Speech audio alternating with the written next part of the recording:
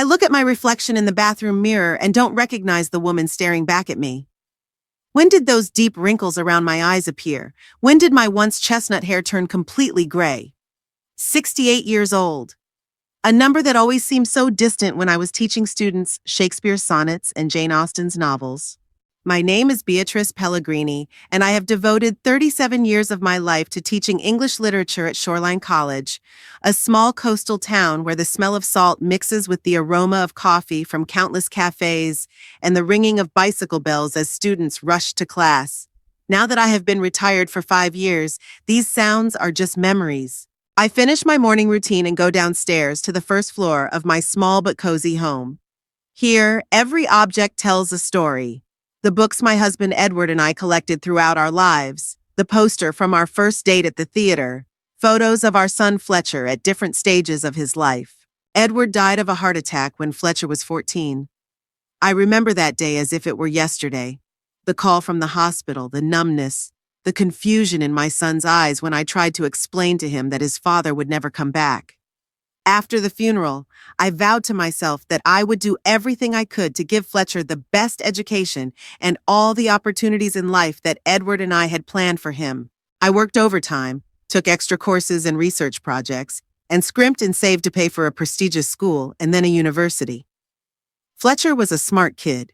He got his dad's analytical mind and my attention to detail. Business school, a master's in finance, a job at a big investment firm. I was proud of every one of his accomplishments. And then Olivia came along. A phone call interrupts my thoughts. I flinch as I look at the screen. Speak of the devil, or rather the devil's bride. Good morning, Beatrice. Her voice is honeyed, but I've long since learned to recognize the artificial notes. How are you feeling today? Fine, thank you, Olivia, I reply neutrally. Glad to hear it. Fletcher asked me to find out if you received all the documents from your cousin's attorney. We're just worried that you might be cheated out of the inheritance. You know how many scammers there are these days, especially when it comes to elderly people. Here we go. It's only been 3 days since my cousin Imogen's funeral, and they're already interested in her inheritance. Imogen was a well-known artist in certain circles. We weren't particularly close when she was alive. She preferred Paris and New York to our quiet Shoreham, but we appreciated each other. And to everyone's surprise, including mine, she left me not only a significant collection of her work, but also a very substantial amount of money. It's all right, Olivia. Mr. Harrington is very competent, I reply, trying to hide my irritation. I already have the documents, and all the funds have been transferred to my account. A moment's pause. I can almost see her pursing her lips as she considers her next move. Wonderful. Fletcher will be so happy. By the way, he wanted to talk to you about possibly investing the money. He has several very promising projects, and your money could generate an excellent return instead of just sitting in an account. My money. Not an inheritance, not funds, but my money. As if its only value is in its ability to work for my son. Thank you for your concern, but I already have plans for this money, I say firmly. Really? A steely tone creeps into her voice. And what are they, if you don't mind me asking? I take a deep breath. I've been rehearsing this conversation in my head for days. I plan to buy and renovate a Victorian house on Mayakovsky Street and turn it into a small cultural center. An exhibition space for Imogen's work, literary evenings, maybe small educational programs for local children. The silence on the other end of the line is so eloquent that I can almost hear Olivia's plans crumbling. Beatrice, she finally says with feigned concern, are you sure this is wise? At your age, taking on such a project, restoration and organization are a huge undertaking. And then, what will happen to the house when, well, you understand? Wouldn't it be better to leave your legacy to your family? By family, she means not me, not my grandchildren, but herself and Fletcher. 17 years of marriage, and I am still nothing more than a source of potential resources to her. I feel great, Olivia, and I plan to live long enough to see this project come to fruition. As for the future, everything will be clearly spelled out in my will. I hear her take a sharp breath. Of course, she says quickly, changing tactics. We're just worried about you. By the way, we'd like to invite you to dinner on Friday at a new restaurant on the waterfront. We need to have a serious talk about the future. The whole family. The whole family. That means an evening of snide comments from Olivia, Fletcher's silent agreement with everything his wife says, and condescending glances from my grandchildren. Eleanor and Theodore are wonderful children by nature, but the influence of their parents, especially their mother, has made them cold and distant towards me. Okay, I agree, already knowing I'll regret it. What time? 6:30. The restaurant is called La Côte d'Azur. We've booked a table for 6. For 6? I ask in surprise. Yes, my colleague from the law firm and his wife will be there too. They're very keen to meet you. Great. Witnesses for whatever she's planning. Olivia never does anything just for the sake of it. See you later, Olivia, I say, ending the conversation. Hanging up the phone, I feel a familiar tension in my temples.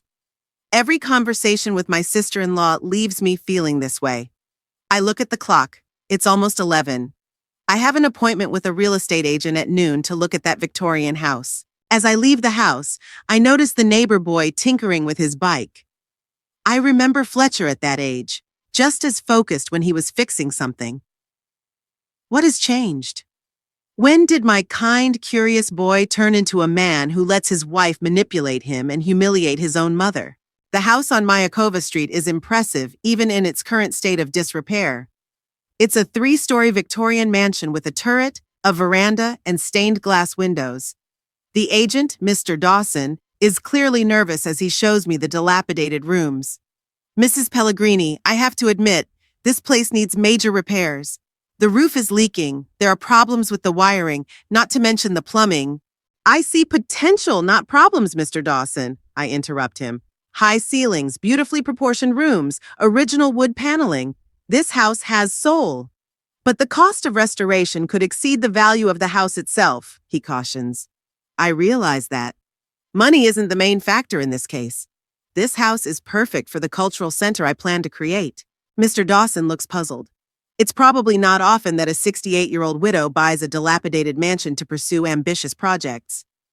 If you're sure, I think we can start drawing up the contract next week. On my way home, I feel an unusual surge of energy. For the first time in a long time, I have a project of my own that has nothing to do with teaching or family responsibilities, something that will be entirely mine. The phone rings again, interrupting my thoughts. This time it's Fletcher. Mom? His voice sounds tense. Olivia said you're going to buy some old house? Hi, Fletcher. Yes, that's right. I just looked at it. But why? That project, it seems too ambitious and expensive. It's my money, Fletcher, I say calmly. And my life. Mom, his tone becomes condescending. No one is saying it's not your money, but you have to think about the future. About your grandchildren. Oh, I'm thinking about the future, I reply. About the legacy I want to leave behind. The cultural center will serve the community for many years to come. Olivia says it's just a whim, that he stammers, that you're trying to prove that you still have some control. There it is. Not his words, but he's saying them. As usual, expressing his wife's thoughts. Tell Olivia I'd be happy to discuss this over dinner on Friday, I say, trying to remain calm. Now excuse me, I have to go. I have a meeting with the interior designer. It's a lie, but I need to end this conversation. Okay, he reluctantly agrees. See you Friday. That evening I sit on the porch looking through old photo albums. Here's Fletcher at 5 years old on the beach building a sand castle. Here he is at 12 receiving an award at a science fair. Here's his college graduation. I'm standing next to him, so proud. And here are the wedding photos. Olivia in an elegant dress, radiant and confident. Even then you could see in her eyes that cold calculation that I chose to ignore. My thoughts are interrupted by the doorbell. To my surprise, my grandchildren are standing at the door, 16-year-old Theodore and 12-year-old Eleanor. Grandma, Theodore nods reservedly. He is tall for his age, with Edward's serious eyes. Mom asked me to give you an invitation to dinner. She forgot to mention that it's a restaurant with a dress code. Ah, there it is. A subtle hint that my usual clothes might not be presentable enough for their circle. Thanks, Theo, I smile. Would you like to come in for a minute? Eleanor exchanges glances with her brother. She has Olivia's dark hair but my green eyes. We don't have much time, she says in a tone that is undoubtedly copied from her mother. Our driver is waiting. Of course, I nod, trying to hide my disappointment. See you Friday. By the way, Theodore adds, already halfway to the car, Mom said you got some kind of inheritance and now you want to spend it on an old house. Is that true? Yes, I'm planning to create a cultural center, I reply, watching their reaction. Sounds boring, Eleanor shrugs. What will be there? Theodore asks unexpectedly. An exhibition space for my cousin's paintings, literary evenings, educational programs, maybe a small cinema for showing classics and art house films. Something resembling interest flashes across Theodore's face, but he quickly hides it. That's probably going to cost a fortune, he remarks. Maybe, I agree. But I have savings, and Imogen's inheritance is quite substantial. Mom says it's not wise to start projects like that at your age, Eleanor says, again copying Olivia's intonation. What do you think, Ellie? I ask gently. She looks puzzled, as if she has rarely asked for her opinion. I don't know, she finally says. I guess it's your business. It's a small victory, but still. We have to go, Theodore says, glancing at his watch. Mom will be upset if we're late for tennis. I watch them get into a black SUV with tinted windows. My grandchildren are so close in blood and yet so distant emotionally. What do they know about me, other than what they hear from their parents? Do they know that I used to write poetry? That I love jazz from the 1940s? That I can bake the world's best blueberry pie from my grandmother's recipe? On Friday, I put on the dark blue dress I bought for the last literary symposium where I gave a presentation. It's simple, elegant, and without frills. Exactly what's required by the dress code at the restaurant Theodore mentioned. On the way there, I think about the conversation ahead. Whatever Olivia has planned, I have to stay calm and firm. This money is mine and only I will decide how to use it. The Azure Coast is exactly as I expected, pretentious with a claim to European chic. The maitre d' shows me to a table where Fletcher, Olivia, the children, and another couple, obviously Olivia's colleagues, are already seated. Here's our Beatrice, Olivia exclaims, rising to greet me. We're so glad you could join us. Meet Gregory and Veronica Shepard. Gregory is a partner in our law firm, specializing in property law. Property law, of course. I exchange handshakes with the Shepards, noting Veronica's appraising glance. Very nice to meet you, I say, taking my place next to Eleanor. Beatrice taught English literature at Shoreline College, Olivia explains, her voice clearly tinged with condescension. She's retired now, but she's still very active. Can you imagine she's going to restore an old Victorian house and turn it into some kind of cultural center? Sounds ambitious, Gregory remarks with a professional smile. Who's handling the legal side of the project? Property registration, taxes, insurance, those are pretty complicated matters. I have an attorney, Mr. Harrington, I reply. He's been handling my affairs for many years. Harrington? Gregory frowns. I'm not sure I know him. Is he from a large firm? He's an independent lawyer, I say, and very competent. Mom, Fletcher interjects, perhaps you should consider a more modern approach. Gregory could recommend someone from his firm. Here we go. I see them exchanging glances with Olivia. Everything is going according to plan. Thank you, but I'm very happy with Mr. Harrington, I reply firmly. The waiter brings the menu and the conversation turns to choosing dishes. I notice Olivia whispering something in Fletcher's ear, and he nods. Grandma, Eleanor says to me unexpectedly, is it true that your cousin was a famous artist? Yes, dear, I smile, surprised by her interest. Imogen exhibited in galleries in New York, Paris, and London. She had a very distinctive style, a mixture of abstraction and symbolism.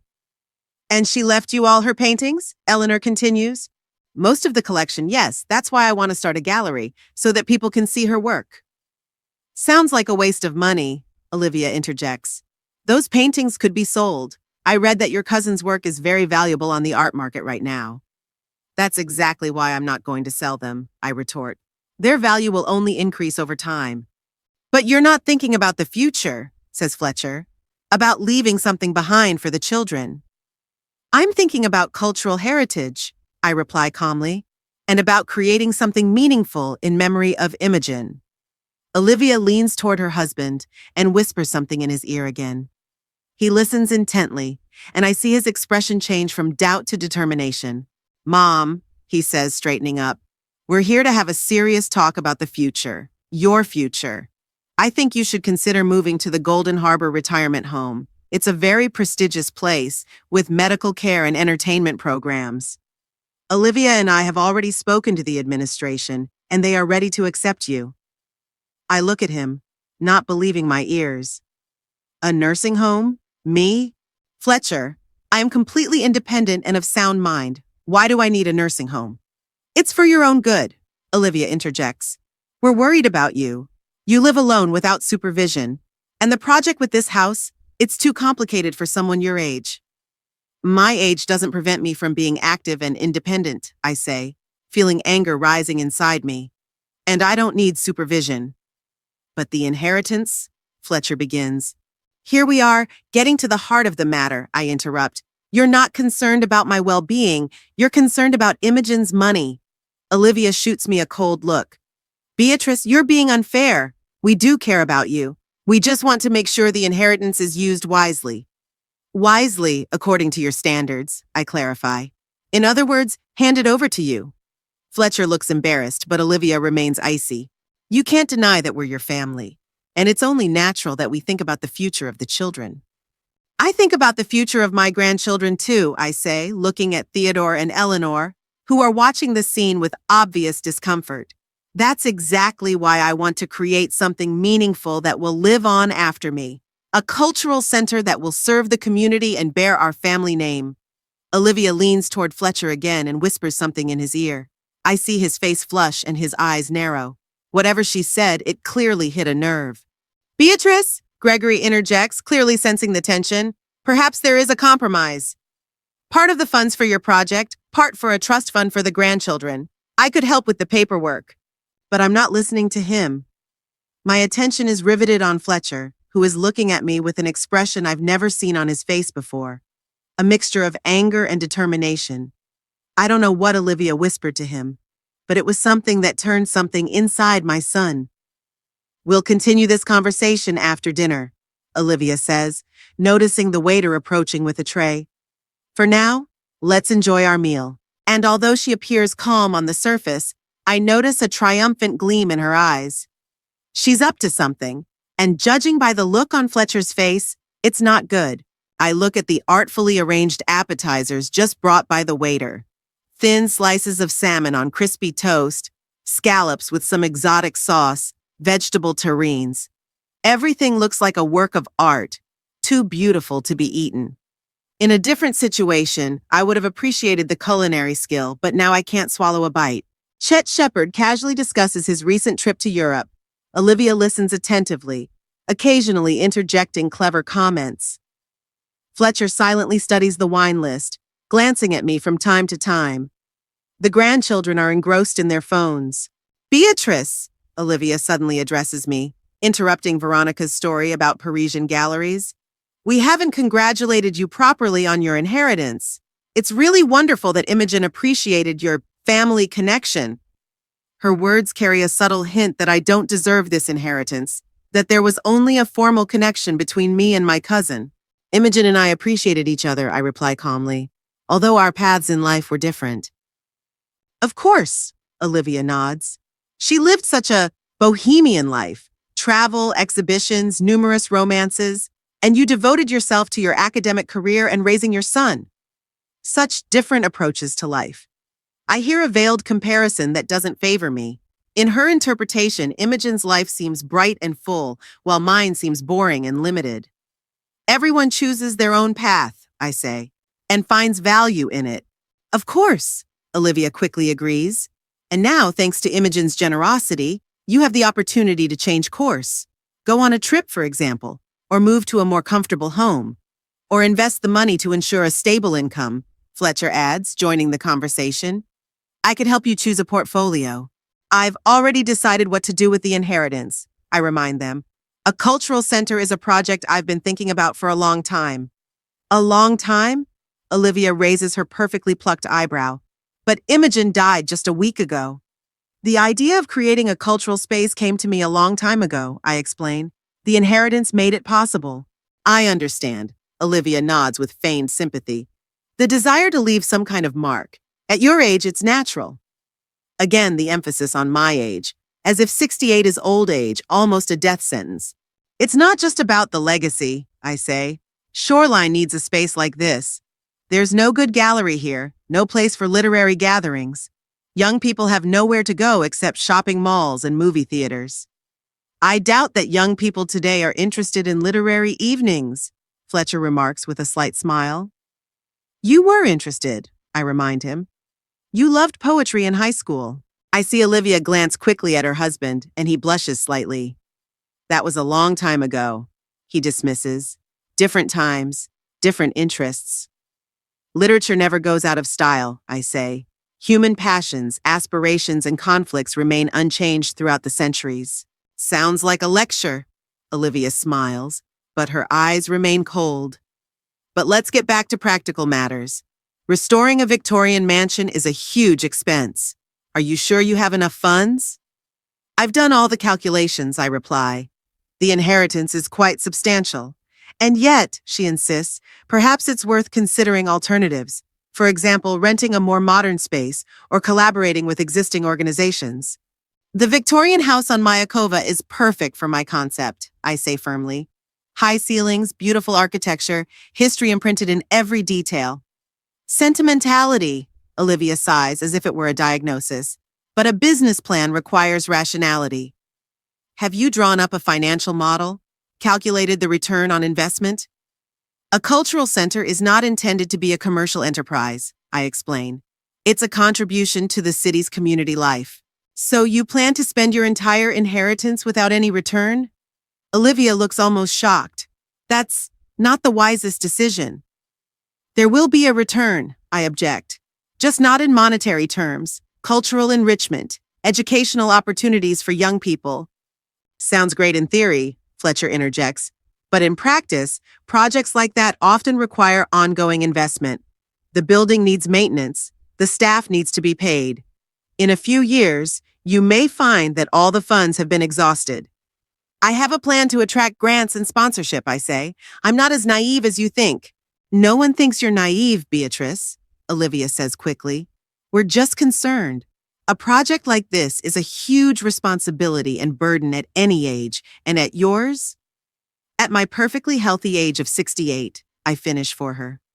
I am in perfect health, with a clear mind and enough energy for any project I choose. For a moment, an awkward silence reigns at the table. Theodore and Eleanor look up from their phones, clearly intrigued by the raised tone of the conversation. Of course, Beatrice, Veronica says conciliatorily. No one doubts your energy. You look wonderful for your age. For your age is another condescending phrase I'm starting to hate. Thank you, I reply dryly. The waiter brings the main courses, and for a while the conversation turns to the chef's culinary skills. I notice Olivia whispering something in Fletcher's ear, and he nods, giving me a strange look. Mom, he says when the waiter leaves, Olivia and I wanted to discuss another option with you. Perhaps one that's more optimal for everyone. I'm listening, I say, though internally I'm bracing myself for another attempt at manipulation. What if part of the inheritance goes to your project, he suggests, and part is invested in the children's future, say 50-50? That's not a compromise, Fletcher, I shake my head. That's an attempt to gain control over the money Imogen left me.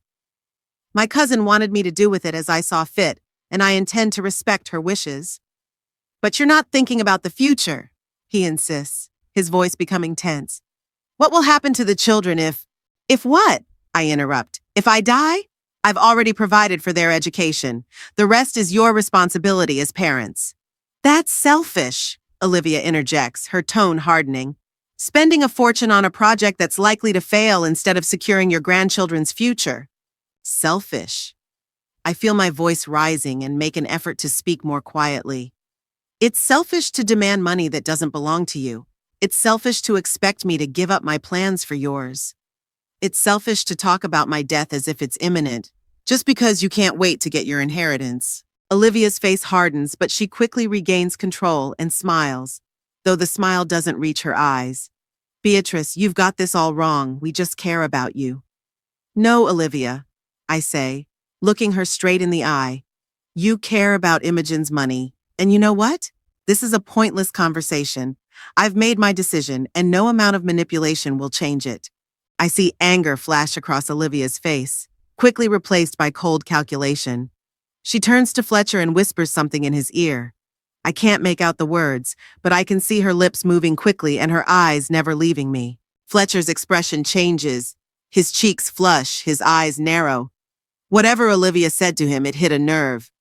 He looks at me with an expression I've never seen before. A mixture of anger, hurt, and something else, something dangerous. Mom, he says, his voice trembling with suppressed emotion. You always do this. You always think you know best. That we're not smart enough or responsible enough. But you know what? You're no better than us. Your precious project is just an attempt to prove that you still matter. A pathetic attempt. I recoil, stunned by the power of his words. Fletcher, I never said. You never said it, but you always thought it. His voice rises, attracting the attention of neighboring tables. You always thought I didn't live up to your expectations, that I wasn't worthy? Not worthy of what? I ask, completely confused. Fletcher, what are you talking about? The way you looked at your father, he says bitterly, with such admiration, and at me always with a hint of disappointment. As if I could never measure up to him. I'm stunned. Has he really thought all these years that I compare him to Edward? That I'm disappointed in him? Fletcher, that's not true, I say, trying to touch his hand, but he pulls it away. I've always been proud of you. You're lying, he hisses. Even now you're lying. You're disappointed in me, in what I've become, in my family, in my children. You don't think I'm worthy of Imogen's legacy. I never said that, I protest, feeling tears welling up in my eyes. Fletcher, please, let's talk about this calmly. Not here. Where? He laughs, but it's not a happy laugh. At your precious cultural center? Or maybe at the grave of your father, whom you still love more than me? Fletcher, I'm shocked by his words. How can you say that? Olivia watches us with barely concealed satisfaction. The shepherds look embarrassed but make no attempt to intervene. The children freeze with their phones in their hands, their eyes wide with shock. I'm telling the truth, Fletcher continues, his voice now louder than usual. You've always been a cold, controlling woman. You always knew better. You were always right. And now you want to spend money that should belong to our family on some meaningless project just to prove that you still matter, that you're still in control. I look at my son and I hardly recognize him. Where did my kind, sensitive boy go? How did he turn into this angry, resentful man? I love you, Fletcher, I say quietly. I always have, and I always will. But I won't let you talk to me like that, and I won't let you or Olivia tell me how to spend my money. Olivia leans toward Fletcher again and whispers something in his ear. I see his face darken, his eyes narrowing to slits. Whatever she said, it's like the last straw. You, he begins, his voice trembling with rage. You? And then it happens. Faster than I can react. Fletcher rises from his seat, his hand shoots up, and I feel a sharp blow to my face. Pain burns my cheekbone, and stars flash before my eyes. I lose my balance and fall from my chair onto the hard floor of the restaurant. The world freezes for a moment. I lie on the floor, stunned by pain and shock. An instant silence descends around us, followed by an explosion of voices. Someone is screaming. Someone is calling for the manager. I vaguely hear Eleanor's frightened cry. Slowly raising my head, I see Olivia's face. She doesn't look shocked. On the contrary, I see cold satisfaction in her eyes, quickly replaced by theatrical concern when she notices the glances of other patrons. Fletcher stands frozen, his hands still raised. His face reflects a mixture of emotions, shock, horror, and the realization of what he has just done. Grandma! Eleanor rushes toward me, her face contorted with fear. Mom, Fletcher whispers, as if only now realizing what has happened. I didn't mean to. I don't know what came over me. I look at my son, the man to whom I gave everything, my youth, my dreams, my love. And in that moment, something inside me dies. The taxi stops outside my house. I sit motionless in the back seat, unable to force myself to move. The driver clears his throat. "We're here, ma'am." His voice snaps me out of my stupor. I mechanically take out my wallet, pay, and get out of the car. The keys slip out of my trembling fingers as I try to open the front door. Finally, I manage to get the lock to work and enter the dark hallway. Without turning on the lights, I walk into the living room and sink into an armchair. The silence of the house weighs on me, making what happened seem even more unreal. Did my son, my Fletcher, really hit me? Was I really lying on the floor of an expensive restaurant while people looked at me with pity and embarrassment? My hand reaches for my face. My cheekbone throbs with pain at the slightest touch. Tomorrow there will be a bruise, maybe even a bump. How will I explain this to my neighbors, my acquaintances? What will I say if someone asks? Exhaustion washes over me, and I close my eyes. In the darkness, images float before my inner eye. Fletcher's face contorted with rage, Olivia's cold eyes, my grandchildren's frightened glances, and somewhere behind them, the ghostly smile of Edward, my husband who would never raise a hand to me, who always treated me with love and respect. Edward. We met at a literary evening at the university. He was studying architecture. I was studying English literature. We were united by our love of Yeats' poetry. I remember how we argued about the meaning of the second coming while walking through the university park. He recited lines from memory, gesturing with such passion that he attracted the attention of passers-by. And I looked at him and knew that I was falling in love with this passionate, sincere man. Our wedding was modest, with only 20 guests in a small church on the outskirts of town. Edward insisted that we exchange vows that we had written ourselves. His words still ring in my ears. "Beatrice, you are my rock and my inspiration. I promise to respect your independence, support your aspirations, and love you in joy and in sorrow until death do us part." We were happy.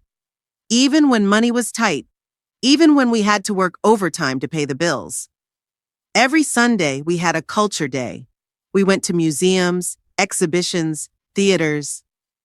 Edward said that nourishing the soul was as important as nourishing the body.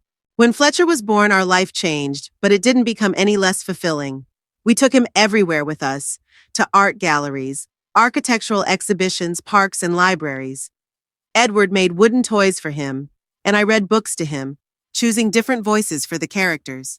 Fletcher grew up to be an inquisitive, sensitive boy with a vivid imagination and a kind heart. And then that fateful day came. Edward left for a conference in a neighboring town. The call from the hospital came like a bolt from the blue, a massive heart attack. The doctors did everything they could, but it was too late. Fletcher was 14. He stood next to me at the coffin, tall and thin, his face frozen. He didn't cry at the funeral, didn't show any grief. Only in the evening did I hear muffled sobs coming from his room. I wanted to go in and comfort him, but the door was locked. The next morning he acted as if nothing had happened.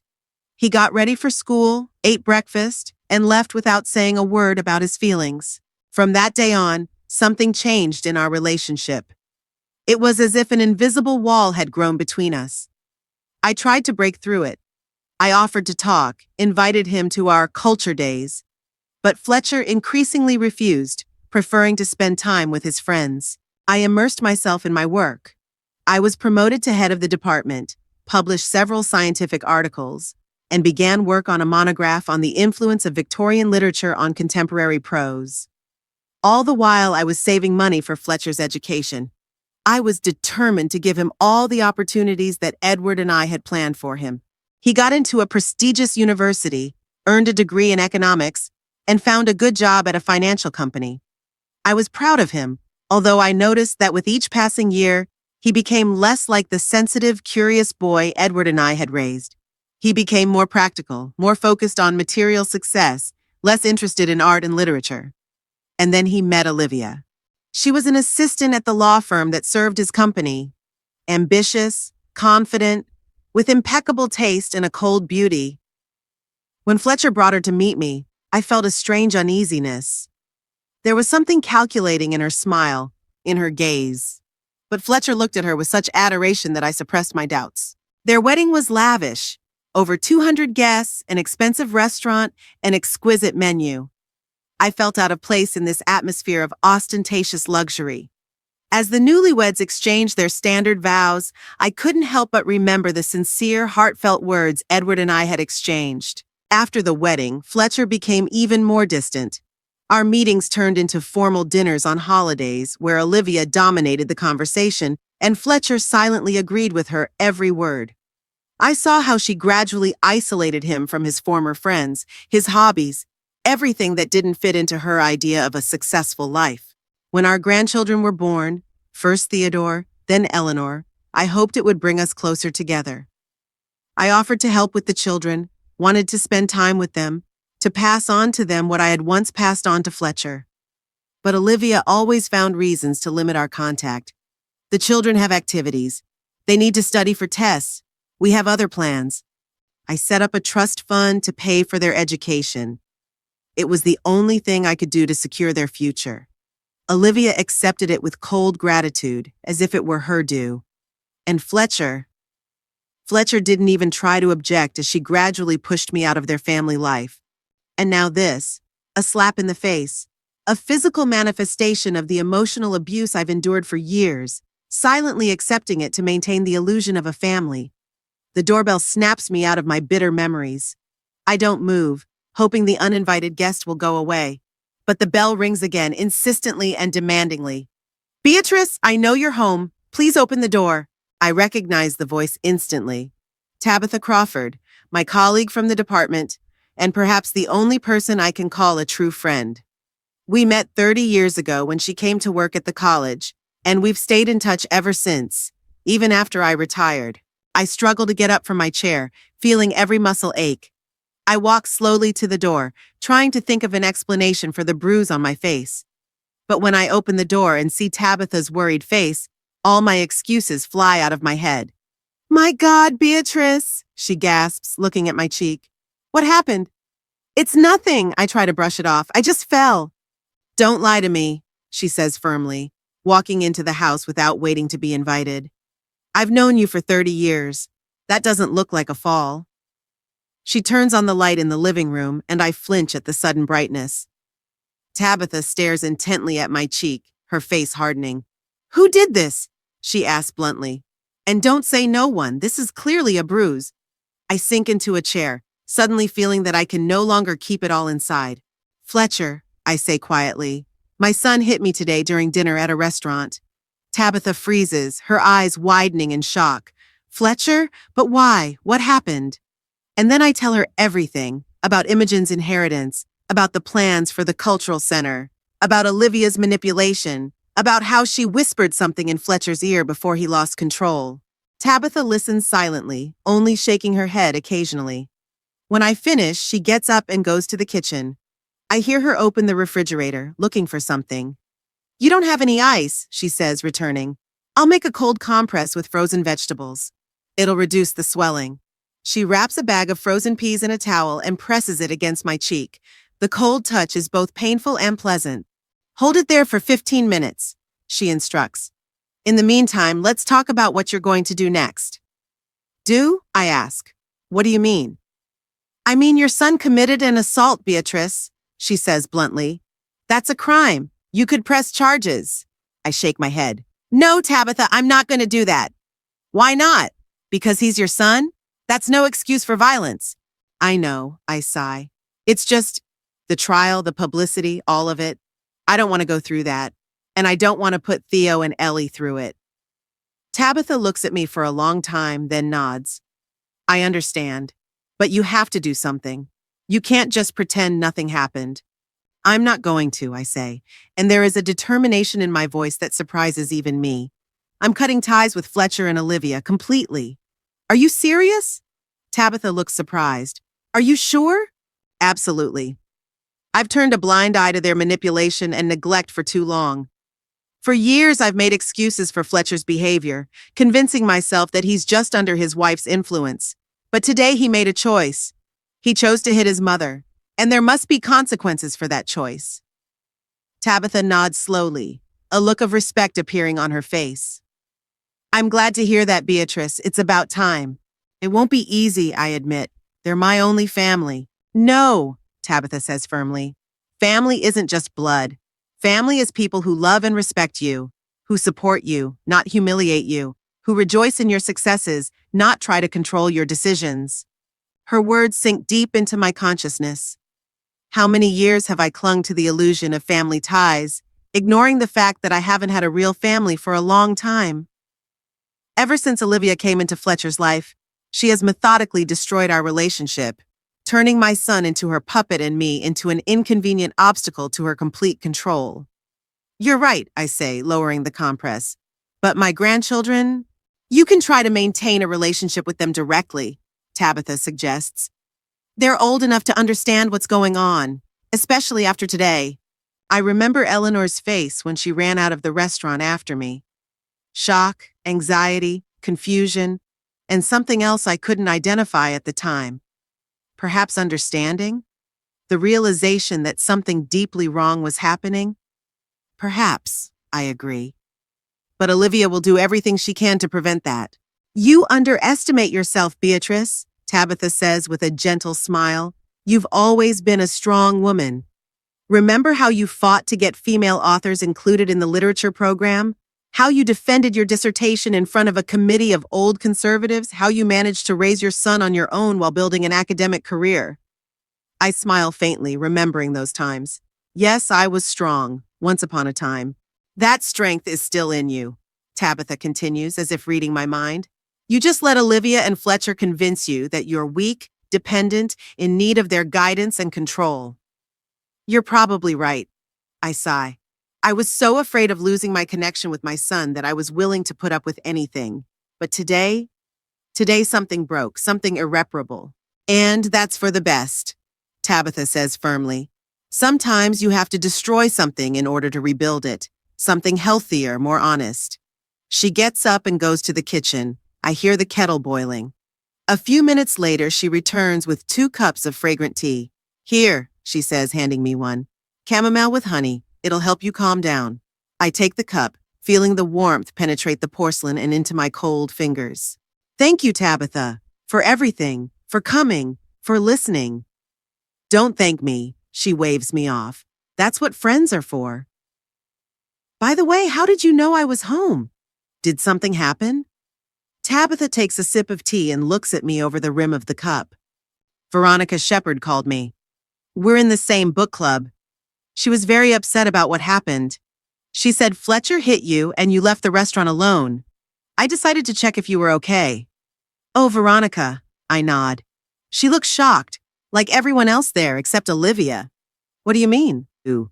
Olivia didn't look surprised or upset, more like satisfied, as if everything was going according to her plan. Tabitha frowns. Do you think she provoked Fletcher on purpose? I'm sure she did, I say firmly. She whispered something in his ear right before he lost it. Something that made him furious. But what could have caused that reaction? What could she have said? I shake my head. I don't know. Something very personal, very painful. Maybe something to do with Edward. Fletcher was yelling something about me loving my father more than him. That I always looked at him with disappointment, comparing him to Edward. That's not true, Tabitha objects. You always spoke of Fletcher with such pride, such love. I know, I sigh. But apparently he felt differently. Or maybe Olivia convinced him of that during their years of marriage. We sit in silence, sipping our tea. It's completely dark outside, with only the streetlights casting a dim light on the deserted street. What are you going to do about the cultural center? Tabitha asks after a long pause. I'll continue working on the project, I reply without hesitation. Tomorrow I'm meeting with a real estate agent to sign a preliminary contract for the house. Then I'll need to find an architect for the restoration project, an interior designer. Sounds wonderful, Tabitha smiles. I've always said that Shoreline needs a good cultural space. Have you decided which of Imogen's works will be exhibited? Most of her later works are from the Sea Transformation series. They are abstract paintings inspired by the ocean. They are very expressive, with deep symbolic undertones. They'll look great in a house on the coast, Tabitha nods. What about the literary program? We dive into discussing the details of the project, and I feel the enthusiasm that was dampened by the conflict with my son gradually returning.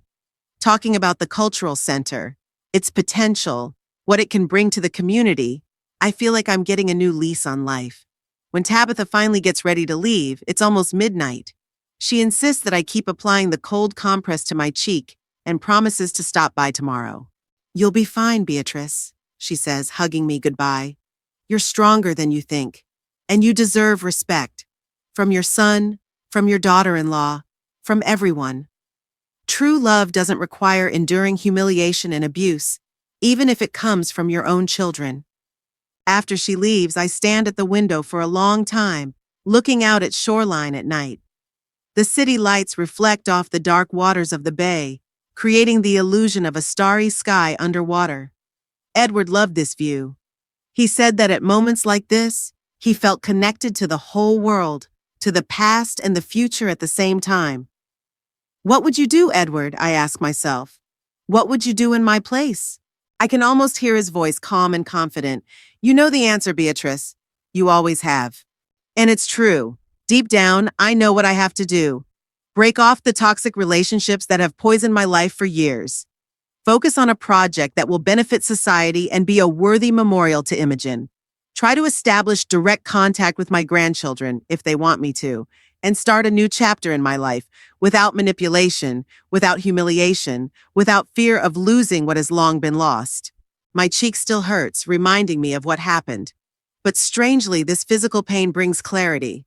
It's as if Fletcher's blow broke not only my cheekbone, but also the illusions I had cherished for so long. Illusions about family, about my son, about my own role in their lives. I return to my bedroom and slowly get ready for bed. Tomorrow will be a new day. A day when I will start living a new life. With new goals, with a new understanding of myself and my relationships. And for the first time in a long time, I feel not fear of the future, but a strange, unexpected relief. It's as if a heavy burden that I've been carrying for years has finally fallen from my shoulders, allowing me to straighten up and breathe deeply. The morning sun lights up my kitchen as I make myself some tea. A week has passed since that awful evening at the restaurant. The bruise on my cheek has turned yellowish, but it's still visible. I've stopped hiding it under layers of foundation. Let people see it, let them ask questions. I'm not going to keep secrets anymore just to keep up appearances. The phone rings for the third time this morning. I know who it is. Fletcher has been trying to call me since I didn't show up for family dinner on Sunday. I don't answer. I'm not ready to hear his voice, his excuses. Maybe I'll never be ready. Instead, I review the documents I've prepared for today's meeting with Mr. Harrington, my longtime attorney. He's a dry, elderly man with an impeccable reputation and a sharp mind. He's been handling my legal affairs since college, helped set up a trust fund for my grandchildren, and will now be changing my will. The doorbell interrupts my thoughts. Standing on the doorstep is a courier with a bouquet of white lilies, my favorite flowers. I know who they're from before I even open the attached card. "Mom, I'm sorry. I don't know what came over me. Please, let's talk." "Fletcher." I placed the bouquet on the table in the hall. White lilies were Edward's favorite flowers. He gave them to me on every wedding anniversary. Fletcher knows that. He knows they have a special meaning for me. It's easy to manipulate feelings using symbols like that, but I'm not falling for these tricks anymore. My car keys are already in my hand. My briefcase is on my shoulder. Today is an important day, and no sentimental gestures are going to make me stray from my chosen path. Mr. Harrington's office is located in an old building in the center of Shoreline. The secretary, who has known me for many years, smiles warmly and immediately shows me into the office. "Mrs. Pellegrini," Mr. Harrington rises to greet me. "I'm glad to see you, although the circumstances are not the most pleasant." I briefly explained the situation over the phone when I made the appointment, but now, sitting in his office, I tell him everything in detail about Imogen's inheritance, the conflict with my son and daughter-in-law, and the physical abuse. "This is a serious matter," Mr. Harrington says when I finish. "You could file an assault report." "No," I shake my head. "I don't want a court case. I just want to change the will and make sure Imogen's inheritance is used as I intend." He nods understandingly. "In that case, we'll need to draw up a new document. The current version, if I remember correctly, leaves everything to your son, with the condition that a trust fund be set up for your grandchildren. Yes, I confirm. Now I want the cultural center I'm creating to be the primary beneficiary. The house, the art collection, the library, everything should go to a foundation that will manage the center. Mr. Harrington makes notes in his notebook. What about personal belongings, savings? I pause for a moment. Personal belongings that are not related to the center can be distributed among the grandchildren when they reach the age of majority. As for savings, I pause. Half should go to the foundation to support the center's activities, a quarter to additional scholarships for my grandchildren if they wish to continue their education after college, and a quarter to Tabitha Crawford, my close friend. No direct inheritance rights for your son? None, I reply firmly. Fletcher has already received enough from me, an education, support, opportunities. Now he has to fend for himself. Mr. Harrington looks at me intently over his glasses. You do realize that he can contest the will? As the sole direct heir, he has the right to do so. I know, I nod, but he won't have any grounds. I'm of sound mind and capable of making informed decisions. Besides, there are witnesses to what happened at the restaurant. If it goes to court, it won't be in his favor. True, Mr. Harrington agrees. I'll have the documents ready by the end of the week. You will need to sign them in the presence of 2 witnesses who are not beneficiaries. I'll ask Tabitha and one of my former colleagues, I say. One more thing, he adds. You should consider a healthcare proxy, in case you are unable to express your wishes yourself due to your health. It's a sensible suggestion, but it makes me think about age, about the inevitability of growing old. I would have named Fletcher, but now, Tabitha, I say firmly. She knows me better than anyone, and I trust her judgment. Mr. Harrington nods and makes a note. What about buying a house? You mentioned you wanted to speed up the process. Yes, I confirm. Mr. Dawson, the real estate agent, said the owner is willing to move quickly if we don't haggle over the price. I can contact him and expedite the paperwork, Mr. Harrington offers. I also recommend a thorough technical inspection of the building, given its age and condition. I've already arranged it, I smile. The experts will inspect the house on Monday. Excellent, Mr. Harrington smiles back. It's nice to see you taking such a thorough approach. When I leave his office 2 hours later, I feel lighter. The concrete steps and legal formalities give my decision weight and finality, which I strangely find comforting. In the car, I check my phone. 5 missed calls from Fletcher, 2 messages from Olivia, and 1 from Eleanor. I open only the last one. Grandma, are you okay? I'm worried. Please text me. Her concern touches me. I quickly type a reply. I'm fine, sweetie. Busy with some things. Talk to you soon. I don't read Olivia's messages, knowing they will be a mixture of fake concern and veiled threats. Instead, I drive to the next stop on my itinerary for today. The bank. I open a new account, separate from the ones I already have. I transfer Imogen's inheritance and some of my own savings into it. The bank manager, a young woman with a professional smile, doesn't ask any unnecessary questions, although I notice her gaze lingering on my still visible cheekbone. Leaving the bank, I feel hungry and decide to have lunch at a small cafe on the waterfront. Edward and I used to come here often. We would sit at a corner table, discuss books, and watch people passing by. After his death, I avoided this place. The memories were too painful, but today something draws me here. I order a salad and tea, enjoying the view of the bay. It's a clear, sunny day, and boats glide across the water, leaving white trails on the blue surface. The beauty of this landscape reminds me why I love shoreline so much, why I want to leave something meaningful here.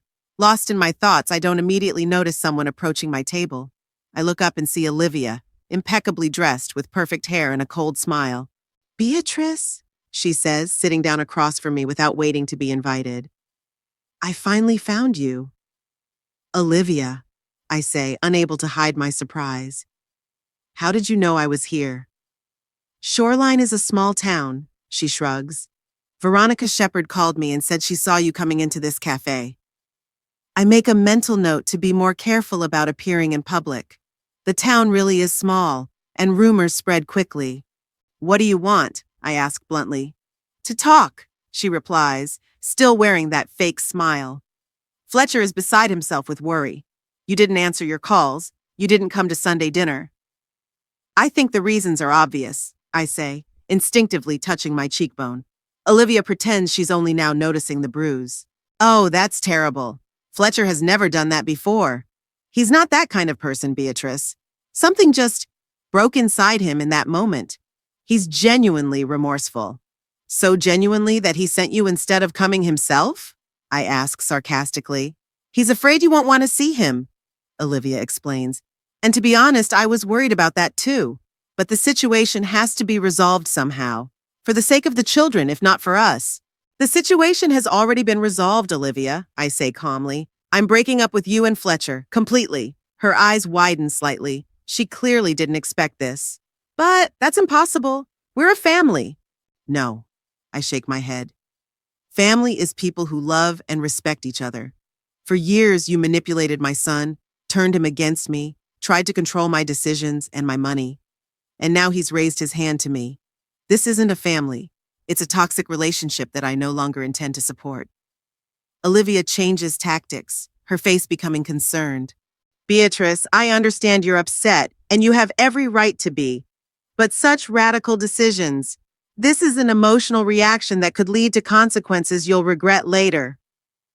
I've thought this through carefully, I reply. And I've already taken concrete steps. The will has been rewritten, Fletcher has been disinherited. Imogen's money has been transferred to a separate account that he has no access to. The deal to buy the house will be finalized in the next few days. I see her expression change from feigned concern to poorly concealed anger. You can't do this, she says, her voice hardening. Fletcher is your only child, your legal heir. He can contest the will. Let him try, I shrug. He has little chance of winning given the circumstances, and a public trial where the fact of his violence comes to light is unlikely to reflect well on his career or on your reputation in society. Olivia presses her lips into a thin line. You don't understand what you're doing. This decision will hurt not only us, but also the children. The children have nothing to do with our conflict, I say firmly.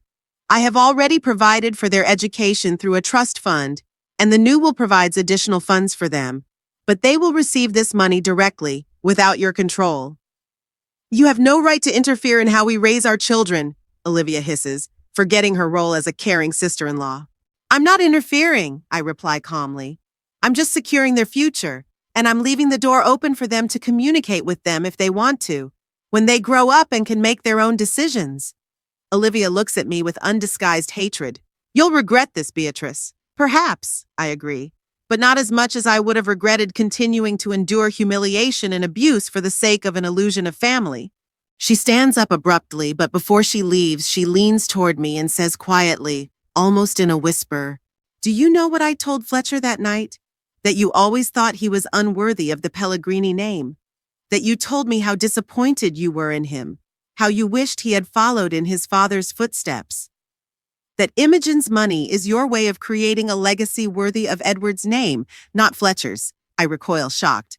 That's a lie! I never said that. What does it matter? Olivia smiles coldly. He believed it, and he will always believe that his mother thought he was unworthy. With that, she leaves, leaving me reeling from her cruelty and manipulation. Now I know that ending the relationship is the only right decision. These people will never change, never stop trying to control and manipulate. I return home determined to finish what I started. I write letters to my grandchildren by hand. In this age of electronic communication, it seems more personal, more meaningful. My letter to Theodore is restrained but sincere. I explain my decisions, express my hope that someday we will be able to restore our relationship, and tell him that I will always love him no matter what. The letter to Eleanor is more emotional.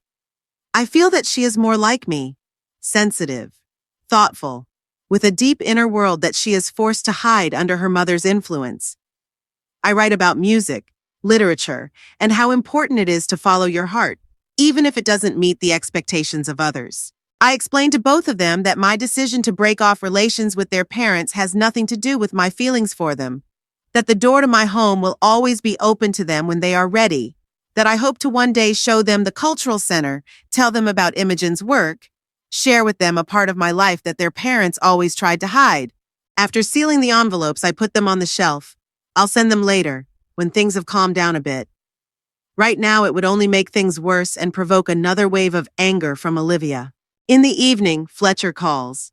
I stare at the phone screen for a long time, fighting the urge to answer, to hear his voice, maybe even believe his remorse. But I remember Olivia's words, her admission of the lies she whispered in his ear, and decide that talking is pointless. While Fletcher is under his wife's influence, no reconciliation is possible. Instead, I dial Tabitha's number and tell her about my meeting with Olivia. "What a snake!" Tabitha exclaims. "Using Fletcher's deepest fears and insecurities against him and against you. That's just mean." "But effective," I sigh. She knew exactly what to say to push him over the edge. "What now?" Tabitha asks. "Now I'm moving on," I reply resolutely.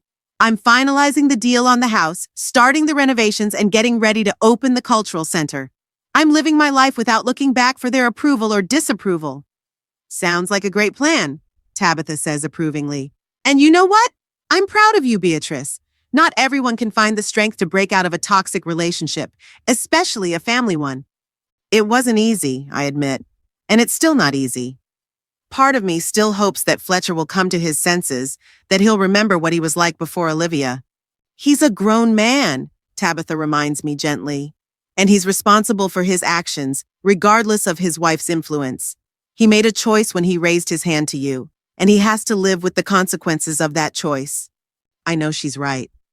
But a mother's heart doesn't accept rational arguments so easily. Part of me will always love Fletcher, will always remember the little boy with bright eyes and an open heart. But I have to accept that that boy grew up a long time ago and turned into a man I hardly recognize. The next few days pass in a flurry of business. I sign the papers to buy the house, meet with the architect who will be doing the restoration, discuss the interior design concept with the designer. Every decision, every step forward gives me confidence, confirms that I am on the right path. Fletcher continues to call, but less and less frequently. One day I notice his car parked across from my house, but I don't go out. Let him think I'm not home. I'm not ready for this meeting, and I'm not sure I'll ever be ready. Instead, I immerse myself completely in the cultural center project. I sort through Imogen's work, study the history of the Victorian house that will soon be mine, and plan literary and educational programs. It takes up all my time and energy, leaving no room for bitter thoughts and regrets. And strangely, the more I invest myself in this project, the less I define myself through my role as Fletcher's mother or Theo and Ellie's grandmother. It's as if every day I rediscover Beatrice Pellegrini, not just a mother, grandmother, or widow, but a woman with her own aspirations, dreams, and goals. A woman who can create something meaningful not only for her family, but for an entire community. One evening, while looking through old photo albums, I find a picture taken a year before Edward's death. We are standing on the beach, the wind ruffling our hair, the sun blinding us, making us squint. But we are smiling, openly, sincerely, happily. I look at my face in this photo and suddenly realize that for the first time in a long time, I feel echoes of that happiness, that inner freedom. Not because I've gone back to the past or I'm trying to recreate what was lost, but because I'm finally moving forward toward the future I've chosen for myself. 2 weeks after the incident at the restaurant, I receive an official letter from Fletcher's lawyer. In dry legal terms, he threatens to challenge my decisions, demands a meeting to discuss a mutually acceptable solution, and hints at the possibility of having my mental state examined. The latter is particularly offensive, a tactic typically used against elderly people whose decisions are not to the liking of their relatives. I pass the letter to Mr. Harrington, who responds in equally formal terms, but with an unambiguous hint that, in the event of legal proceedings, evidence of physical abuse by Fletcher will be provided, including witness statements and a medical report on my injury. A reply arrives 3 days later. The tone is much softer and the threats of legal action have disappeared. Instead, there is an offer to meet for family reconciliation. I decline, knowing that this is just another attempt at manipulation. On the same day, a huge bouquet of roses and a box of chocolates arrive with a card from Fletcher and Olivia. With deepest apologies and hope for reconciliation. I give the flowers to my neighbor and the chocolates to the children playing in the street. No gifts can change my mind. On Sunday, the doorbell rings. Fletcher is standing on the doorstep, pale, haggard, with dark circles under his eyes. I almost slammed the door shut, but something in his eyes, sincere remorse, pain, makes me stop. "Mom," he says quietly, "please just listen to me, just 5 minutes." I let him in, but don't invite him to sit down. We stand in the hallway, looking at each other like strangers. "I came to apologize," he begins. "What I did was unforgivable. I understand why you don't want to see me, why you changed your will. I deserved it." "Yes, you did," I agree. "But it wasn't just that punch. It was the culmination of years of neglect, manipulation, attempts to control my life. Years when you allowed Olivia to humiliate me, isolate me from my grandchildren, treat me like a burden rather than a mother." Fletcher lowers his eyes. "I know, and I have no excuse, but I want you to know that I realize my mistakes. I've started seeing a therapist to work through my anger issues and control problems. I'm trying to change." "I'm glad to hear that," I say sincerely. "I hope it helps you be a better father to Theo and Ellie." "And a better son to you?" he asks hopefully. I look at him for a long time. Part of me wants to believe that he has really changed, that our relationship can be repaired. But another part remembers the cold satisfaction in Olivia's eyes, her admission of the lies she whispered in his ear. "Time will tell," I say finally. "Right now, I'm not ready to resume our relationship." Sunlight streaming through the tall stained glass windows creates colorful patterns on the wooden floor. I stand in the middle of the main gallery of the Mayak Cultural Center and can't help but smile. It's hard to believe that a year and a half has passed since that terrible evening that became a turning point in my life. The Victorian mansion on Mayakova Street, once abandoned and dilapidated, has now been transformed beyond recognition. The restored facade with its turrets and carved elements is once again a delight to behold. Inside, the high ceilings with stucco moldings have been restored. The wooden wall panels have been polished to a shine, and the antique fireplaces are once again functional. At the same time, the building is equipped with modern lighting, climate control, and security systems, a perfect combination of historical charm and modern comfort. The ground floor houses a gallery displaying Imogen's works, mainly from her later series, Sea Transformations. The abstract paintings, inspired by the ocean, with their deep blue and green tones, blend perfectly with the maritime theme of Shoreline. The second floor houses a library and a space for literary gatherings, while the third floor features a small lecture hall and several classrooms for educational programs. The center opened 3 months ago, and every day since then has brought new joys and challenges. Local residents are showing genuine interest in the exhibition, literary evenings are drawing full houses, and there is already a waiting list for educational programs for children and teenagers. I have hired a small staff: a gallery director, an administrator, 2 attendants, and teachers for the educational programs. But I do most of the organizational work myself, which I find deeply satisfying. For the first time in many years, I feel that I am doing something truly meaningful, not only for myself, but also for the community. "Beatrice, the high school tour will be here in 15 minutes. Margaret, our administrator, peeks into the gallery. "Are you ready?" "Yes, of course," I smile, adjusting the collar of my blouse. Giving tours to school children has become one of my favorite duties. Seeing the eyes of teenagers light up as they discover new horizons in art and literature brings me special joy. Margaret is one of many new acquaintances who have grown into friends over the past year. A retired librarian, she brings her vast experience and love of books to the center. There are others too. Leonard, a local artist who helps with exhibitions. Diana, a former music teacher who organizes musical evenings. Robert, an enthusiastic historian who gives lectures on the history of Shoreline. This new circle of friends is another unexpected blessing that the changes in my life have brought. These are people who share my interests and values, who respect me not for my family connections, but for who I am and what I do. Of course, Tabitha remains my closest friend. She has supported me every step of the way, from the painful breakup with my son to the triumphant opening of the center. She now heads the literary department, organizing meetings with writers, poetry evenings, and discussion clubs. After a tour for school children, I have a meeting with a potential sponsor, a local businessman interested in supporting our educational program. then lunch with members of the city council to discuss the possibility of including the center in the shoreline tourist routes. The day promises to be busy, but I feel energized rather than tired. Sometimes I wonder what my life would have been like if Fletcher hadn't hit me, if I had continued to endure humiliation and manipulation for the sake of maintaining the appearance of a family relationship. I probably would never have found the strength to break out of that toxic relationship. I would never have built the lighthouse. I would never have discovered this new life full of meaning and satisfaction. Of course, there were difficult moments. In the first few months after breaking up with Fletcher, I often woke up in the middle of the night feeling empty and lost. The habit of being a mother, a grandmother, the center of the family doesn't disappear overnight. There were days when I almost gave in to the urge to call, apologize, try to fix things.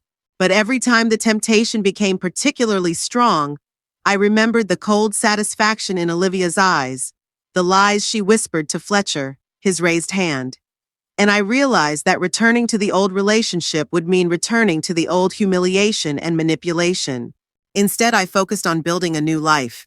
Every restored element of the Victorian house, every picture hung on the wall, every literary meeting I attended became a brick in the foundation of this new reality.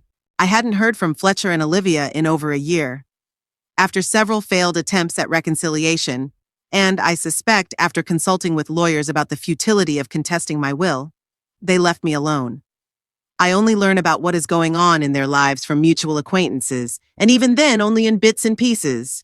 The situation with my grandchildren is more complicated. Theodore, who is now 17, has never contacted me.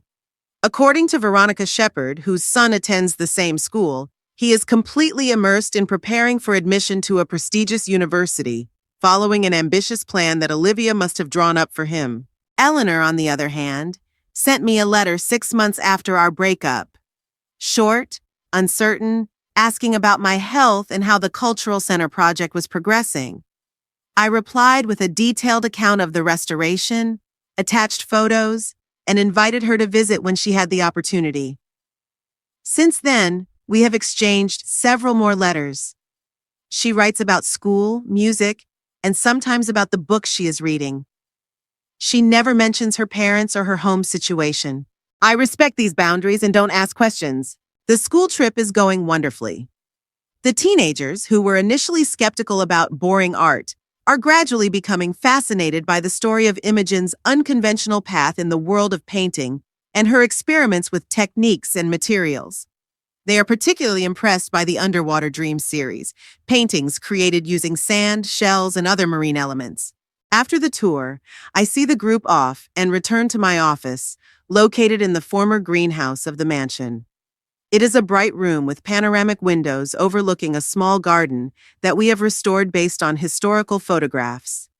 This is where I usually work with documents, hold meetings, or sometimes just sit with a cup of tea, watching the seasons change in the garden.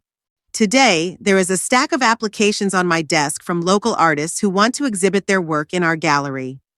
We have decided that in addition to the permanent exhibition of Imogen's work, we will organize temporary exhibitions of contemporary artists, mainly local ones. This attracts a new audience and helps emerging artists gain recognition. I'm looking through the portfolios, making notes when there's a knock at the door. "Come in," I say, without looking up from my papers. "Grandma?"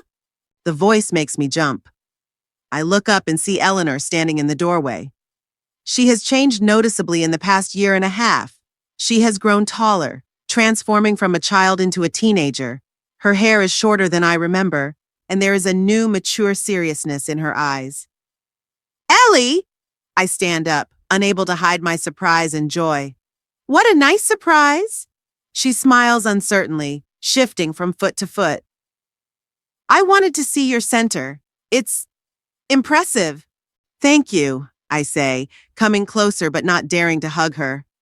"I'm so glad you came. Would you like some tea? Or maybe a tour?" "A tour, please," she nods. "I've already looked around the gallery downstairs a little, but I'd like to see everything." I show her around the building, telling her about the restoration process, the concept behind each space, and the programs we run. Eleanor listens attentively, asks thoughtful questions, and I notice genuine admiration in her eyes. This is incredible, Grandma, she says as we finish our tour on the roof, which offers a stunning view of the bay. You did all this yourself? I had a great team, I smile. Architects, restorers, designers, but yes, it was my project from start to finish. Mom said, she stumbles, clearly embarrassed. Never mind. What did your mom say? I ask gently. Eleanor looks away toward the horizon where the sky meets the sea. That it was just a whim.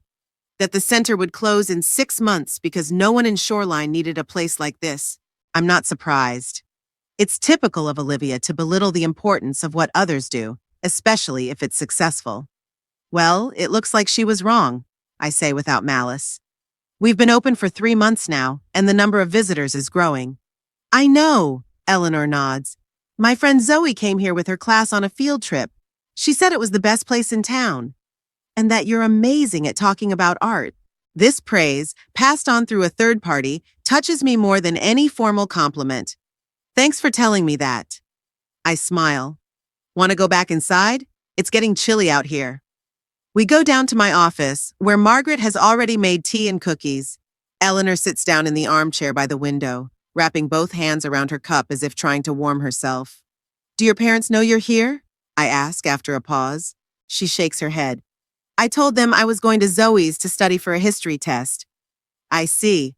I nod, not judging her for the lie. You're taking a risk coming here. If they find out, I don't care, she says suddenly, with unexpected firmness. I'm tired of it all. Of their constant fighting, of my mom controlling my every move, of your name being banned in our house as if you've committed some kind of crime. I listen silently, giving her a chance to get it off her chest. Ever since you stopped talking to each other, everything has gotten worse, she continues. My parents are always arguing. Dad is often away from home, saying he has a lot of work to do. Mom snaps at me for any reason, especially at me.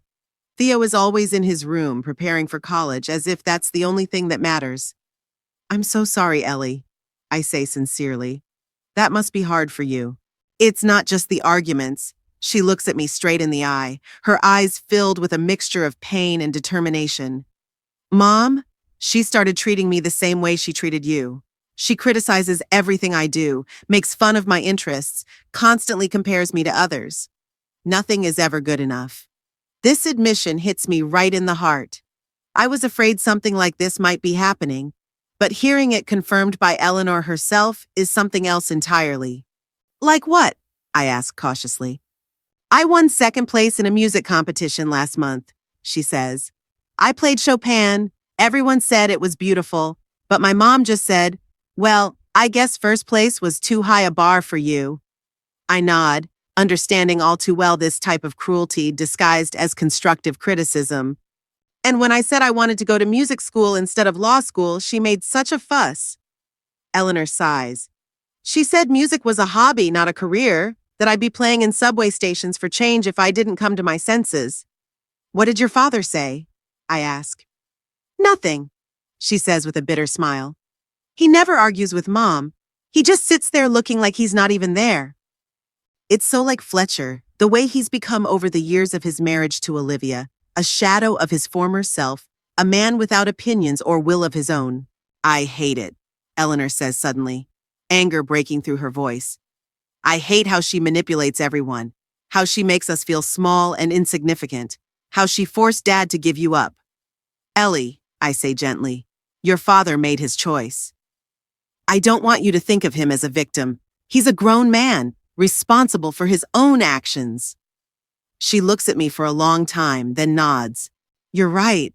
It's just, sometimes I see something in his eyes, longing, regret, especially when Mom starts criticizing me for being too much like Grandma, reading too much, being too into art and music. Being like me isn't the worst thing in the world, I smile. At least I hope not. That's the best compliment I've ever received, Eleanor says unexpectedly, and her smile reminds me of the little girl I once knew. We talk for another hour, about music, books, her plans for the future. She really wants to go to conservatory and dreams of becoming a professional pianist. She already has a repertoire, is studying with a good teacher, paid for by the trust fund I set up, and is preparing for auditions.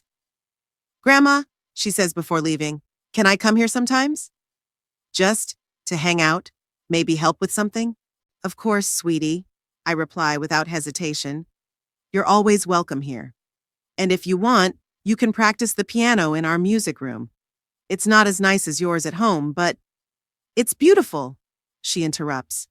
I saw it when you showed me the third floor. And here I can play what I want, not just what Mom approves of. We agree that she will come on Tuesdays and Thursdays after school, supposedly for extra lessons in the library. It's not an ideal solution. I don't like secrets and lies. But I understand that in this situation, Eleanor has no other choice. What if they find out? She asks, standing at the door. What if my mom forbids me to see you? Then we'll find another way, I reply confidently. You're 13 now. In a few years, you'll be able to make your own decisions, regardless of what your parents think. Until then, I'll be here waiting for you, supporting your dreams. She hugs me impulsively, the first time in a long time, and I feel something warm blossom in my heart. Not reconciliation with the past, no, but the possibility of a new future, a new connection based not on obligations or expectations, but on mutual respect and love. After Eleanor leaves, I stand at the window for a long time, looking out at the bay.